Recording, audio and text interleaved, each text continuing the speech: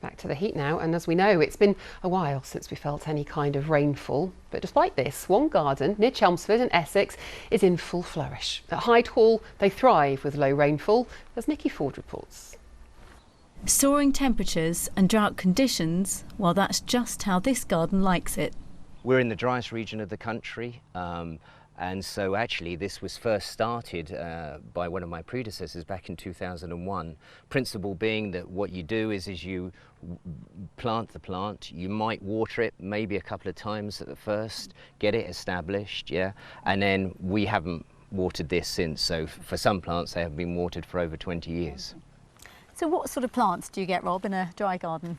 The majority of the plants that we actually find within the dry garden environment are plants from South Africa, Australia, Mediterranean plants, and even California. We've got this beautiful yellow flowering Californian poppy here. Perhaps you were wanting something more solid, perhaps in the garden environment. Well, palms do it very well for you, and there's quite a number of palms that you can actually choose. This particular one is called Chamaerops. And then also what we've got here is grasses, and what I love about the grasses is you've got these beautiful textures, yeah, to them, and it just works so well as a combo within the garden.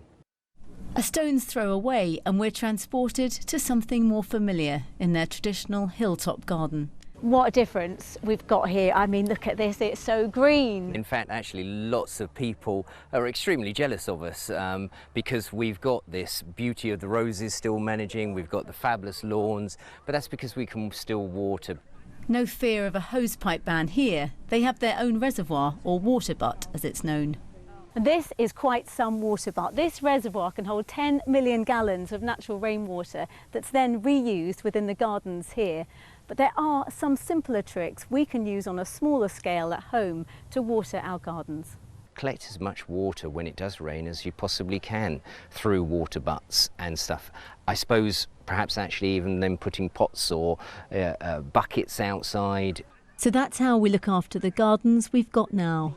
But what will happen in the future? With climate change, we've got to look at adapting. With these long, dry situations that we are actually having, the example of plants within the dry garden just give you an opportunity to look at something that's a bit different.